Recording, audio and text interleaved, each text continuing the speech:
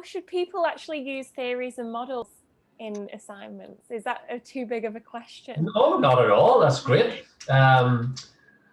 Okay, well, a quick answer is wisely and often.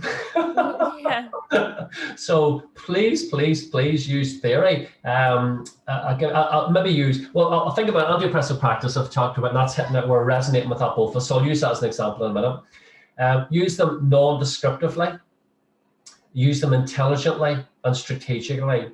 So I mean, one way of telling that people are not really, doing what they're supposed to do would be, say, I'm quoting from you and you've written 4 books on something. So I'm reading one of your books and I would say, Evans argues in the next paragraph, according to the evidence, the next paragraph, Evans also says, then I move to Skelton says, so you can see that they've got 3 books and they're sticking them in. Now that's not intelligent and it's not strategic.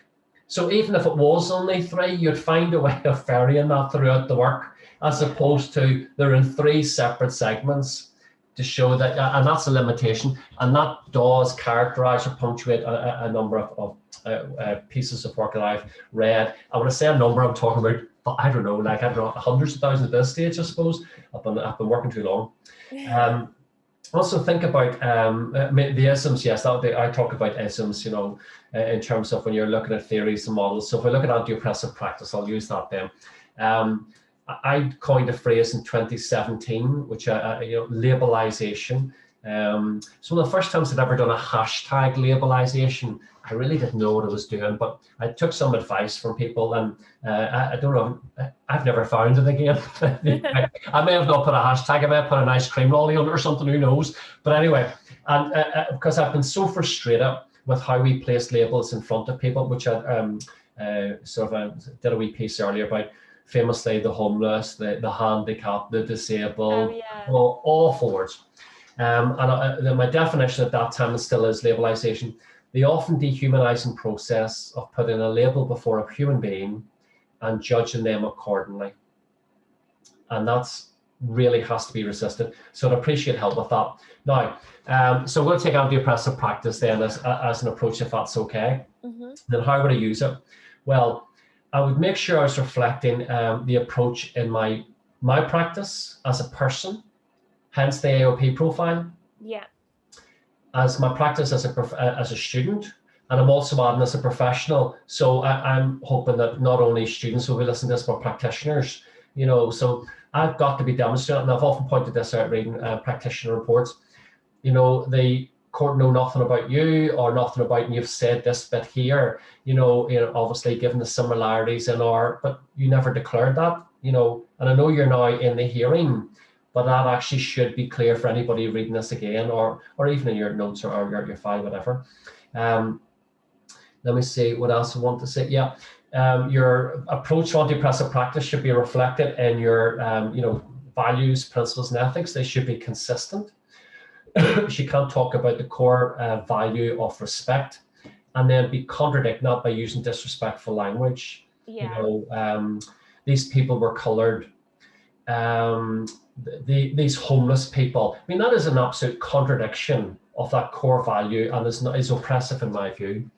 It should be in your critique, in terms of anti-oppressive practice or transactional analysis that we're looking at earlier. What are the strengths and weaknesses of your particular model? So when you're using anti-oppressive practice, you wouldn't be using one model, use several. Compare and contrast. This is also about your ability to write better.